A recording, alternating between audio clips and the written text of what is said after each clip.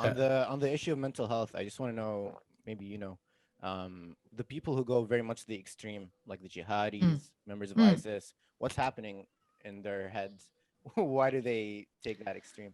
So, I mean, listen, there's not one rule for all of them, or it's not like a one size fits all. And I would say my experience with jihadis is much more with Western jihadis, Oh, right? okay. Because I can relate to them more in terms of like, I understand how they grew up because I grew up in a similar way or Hmm. whatever.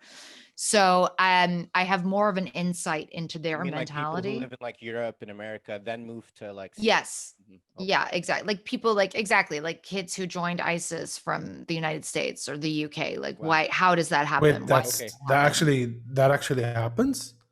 Oh, it happened Th- a lot in Syria. Yeah, This a is news lot. to me, to be honest. Yeah. I've Yeah, no. So there are like thousands of foreign fighters in Syria, and many of them from the West. okay. And I used to talk to quite a few of them because that's a part of my job is trying to understand this phenomenon. Why would somebody leave a nice house in London and go to Syria and join a group like ISIS? And what you find is, as I said, there is a different story for a lot of them, but some of them went because they were just so upset by what was happening with the Assad regime and all these people being killed and children being killed, and they were just seeing these images over and over again and feeling so helpless and feeling that like the Muslims have been left to die by the international community, and so then they felt like they needed to go and like defend their fellow Muslims. Of course, when they got there, what happens is it's never quite what you think it's going to be. And you are very susceptible to having your brain washed when you're in a situation like that. And you're also becoming desensitized to violence because you're seeing it every day. Mm. And it's really easy to get radicalized in a situation like that. Now, some of them were radical before going anyway, but I often compare it to like gangs in the US in terms of the appeal it has. Sometimes people want to assume that like, oh, they join ISIS because they're psychopaths and they're evil and they want to cut off heads, and there's definitely a few of those, right? No one's saying they don't exist, but far more than that, you have, I would say, young men who feel like they don't have a sense of purpose, they don't have a sense of belonging, they don't have a sense of self-respect or dignity. A lot of these Mm. guys from the West had criminal backgrounds, right? And drug problems and all the rest of it. These were not good Muslims with like deep Muslim knowledge. The vast majority of them, I mean, I would talk to them and like, I mean, their knowledge of the deen was like super poor. Okay.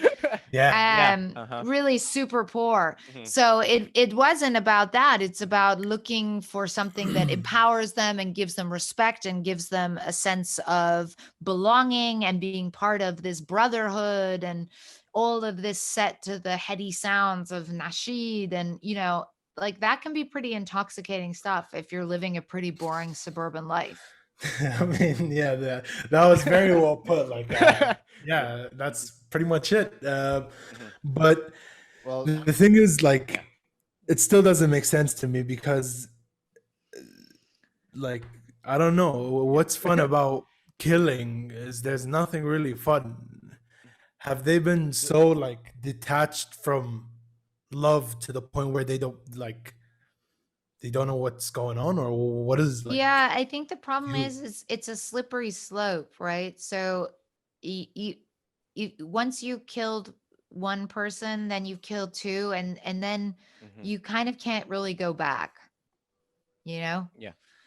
And I knew one guy who I used to talk to a lot, and he wasn't with ISIS originally. And then by the time he joined ISIS, it was so hard for us to talk anymore because I was like, you really are kind of a psychopath now. I can't really have conversations with you about how it's okay to like behead Shiites or what, because it's just, I just can't. Hmm.